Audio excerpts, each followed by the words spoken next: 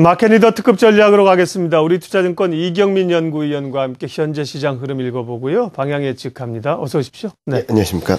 우리가 이제 글로벌 시장화가 이제 다른 길을 가고 있다. 네. 뭐 차별화, 디커플링 되는데 오늘 같은 경우도 그럼 좀 다른 길로 가서 올라야 되는데, 그렇죠. 예, 부담스러운 얘기는 또 같이 가고 예. 저쪽이 오를 땐 못 오르고 말이죠. 이런 현상이 꽤 오래 지금 지속되고 있는 거죠. 한 달 넘게 지속되고 있는 상황이라고 볼 수 있겠는데요. 이런 부분들은 뭐 일단 4, 4분기 실적 시즌이 부진하다는 점, 그리고 두 번째로는 원화 강세, 엔화 약세에 따른 수출주 경쟁력 약화라는 그런 불확실성이 남아 있고요. 그리고 마지막으로는 외국인 매도세에 의해 가지고 시장은 계속적으로 약세 흐름을 약세 분위기에서 벗어나질 못하고 있습니다. 그러나 최근 좀 변동성이 확대되는 모습을 보이고는 있지만 원달러 환율이 좀 급격한 하락세에서 좀 제어되는 모습을 보이고 있고요. 외국인 매물 압력도 이전 1월 초중반보다는 상당히 약화되는 모습을 보이는 등 일단은 뭐 디커플링이 더욱 심화될 가능성은 높지 않다고 보고 있습니다. 오히려 선진국 증시가 좀 사상 최고치를 돌파하고 좀 탄력적인 모습을 보인다면은 어느 정도 수익률 갭을 메워갈 수 있는 여건이라고 볼 수 있겠는데요. 다만 여기서 좀 부담스러운 부분, 그리고 미국 증시와 좀 디커플링이면서도 약세 분위기에는 또 동참하는 그런 모습을 보이는 이유 중에 하나는 네. 최악의 2012년 4, 4분기 실적 시즌이 진행되고 있기 때문입니다. 이런 부분들이 2013년 실적 불확실성으로까지 이어지는 상황인데요. 대형주 중심의 실적 불확실성이 커지고 있다는 점에 있어서는 지수의 반등 탄력을 제어하는 부분이라고 볼 수 있겠고요. 그리고 설 연휴를 뭐 불과 일주일도 안 남기고 있죠. 이런 상황에서 북한발 이슈가 불거지면서 투자자들이 좀 적극성을 보이기도 어려운 상황이라는 점을 감안해 봤을 때는 당분간, 그러니까 이번 주까지는 좀 지지부진한 흐름을 보이지 않을까라는 생각을 하고 있습니다. 예.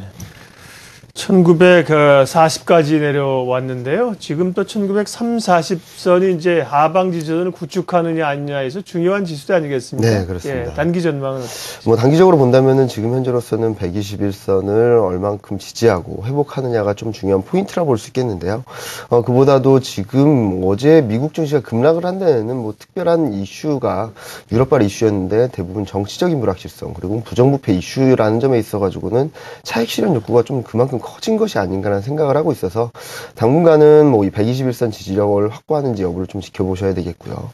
이와 함께 더 중요한 지지선은 한 1920선이 되지 않을까라는 생각을 하고 있습니다. 121선은 얼마에 와 있는데? 121선은 1950선 전후가 되거든요. 네. 지금 현재 위치한 수준인데 네. 만약에 오늘 이 121선 회복하지 못한다면 좀 추가적인 하락 네. 가능성을 좀 염두에 두실 필요가 있겠고요.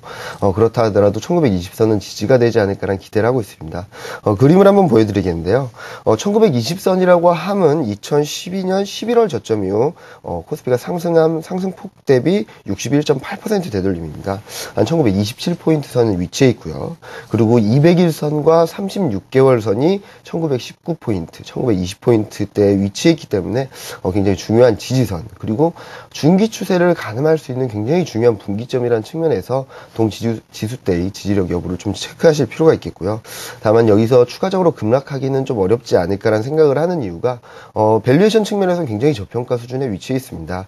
단순히 MSCI 코리아 12개월 포워드 PER이 8배 초반에 위치해 있다는 것뿐만 아니라 MSCI 월드, 그러니까 글로벌 증시 대비 PER 괴리율이 지난 2006년 이후 최저 수준까지 내려왔다는 점에 있어가지고는 상대적인 밸류에이션 매력도까지 높아질 수 있는 시점이라서 1920선 전후에서의 지지력 확보 여부는 좀 더 힘이 실리고 있다고 보고 있습니다. 예.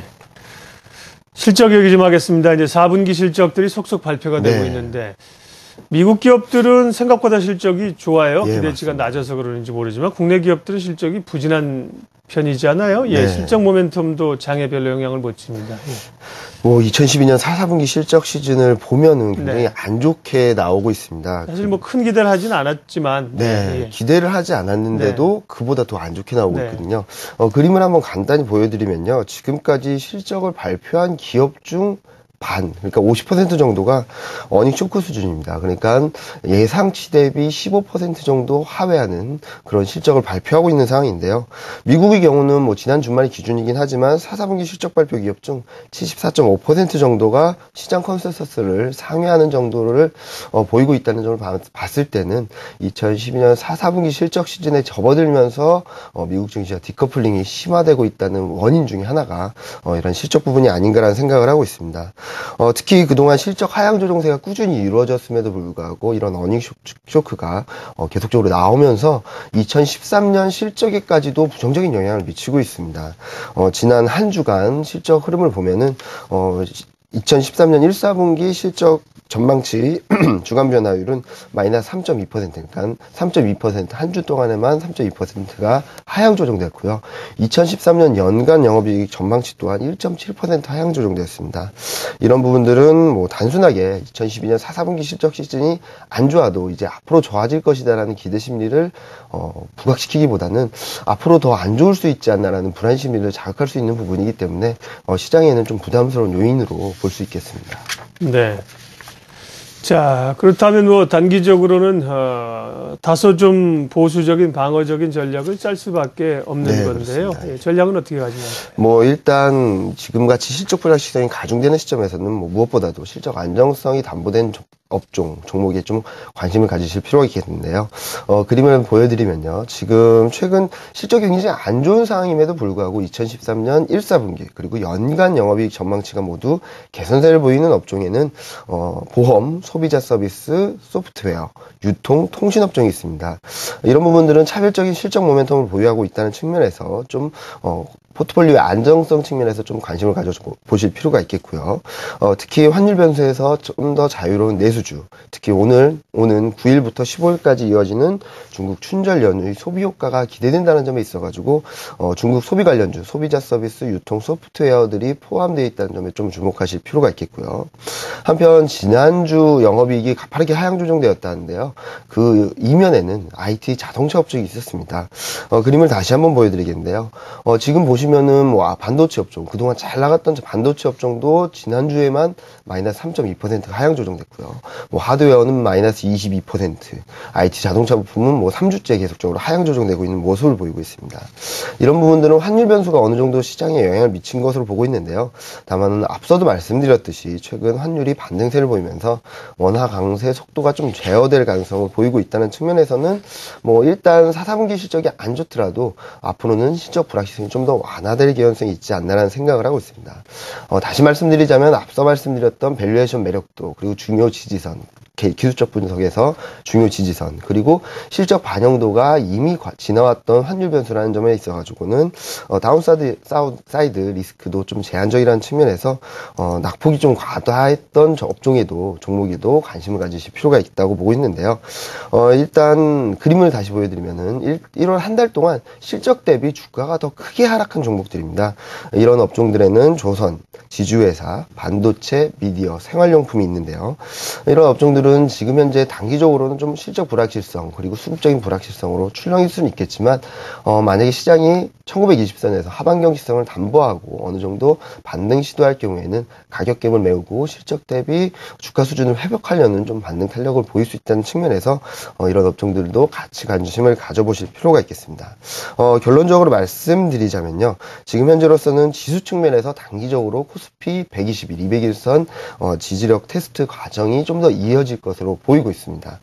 이런 가운데서 차별적인 실적 모멘텀을 보유한 안정적인 포트폴리오와 함께 앞서 말씀드렸던 조선, 지주회사, 생활용품, 반도체, 미디어 업종과 같이 단기적인 트레이딩 관점에서 기술적 반등을 노려볼 수 있는 업종들을 플러스 알파 수익률 측면에서 가져가시는 것이 지금 현재 시점에서는 좀 맞는 전략, 그러니까 바벨 전략이 좀 유효한 시점이 아닌가라는 생각을 하고 있습니다. 네. 두 가지 섹터를 같이 좀 섞어서 가야 된다는 의미에서 바벨 전략, 양쪽의 균형을 맞추는 혹은 투트랙 전략이라고도 합니다. 외국인들은 매도세가 지속되고 있는데요. 네. 매도세가 조금 잦아든다고 볼 수 있습니까? 어제 이제 순매수를 했어요, 외국인들이. 네. 크게 의미를 두기는 좀 어렵겠습니다. 오늘도 아침에 장 초반에 순매수해서 지금 순매도로 돌았거든요. 네. 좀 뱅가드라든지 외국인 매물은 조금 그래도 줄어든다고 봐도 됩니까? 지금 아직까지는 크게 줄어들 가능성은 높지 않습니다. 네. 하지만 2월 중순 그리고 3월 들어서면서 그 비중이라든지 영향력은 좀 줄어들 것으로 보이는데요. 일단 생각하실 부분이 4%씩 비중을 줄인다는 부분인데요. 그런데 4%씩 줄여가다 보면은 큰 큰 자산 자체가 줄어들면서 그 규모가 점진적으로 줄어드는 효과가 있습니다. 그리고 이제 3월에는 MSCI 종목 변경이라든지 그런 부분들이 남아 있어서 이런 매수 유인도 있겠고요. 앞서 보여드렸듯이 글로벌 증시 대비 코스피 PER, 그러니까 밸류에이션이 굉장히 매력적인 수준에 있다는 측면에 있어서도 외국인 투자자들 중에서도 밸류 투자자들 성격은 계속적으로 매수세가 유입될 가능성이 있습니다. 외국인 매매를 좀 세분화해서 보면요. 네. 최근 들어서는 비차익 매수, 그러니까 대규모 바스켓으로 매수하는 그런 유입이 계속적으로 나오고 있거든요. 외국인 같은 경우도.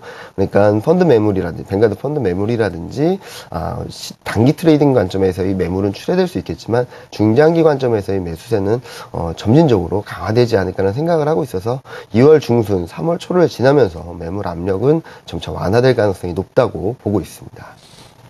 예, 마켓리더 특급 전략 우리 투자증권 투자정보센터 이경민 연구위원 오늘 함께했습니다. 고맙습니다. 예, 감사합니다.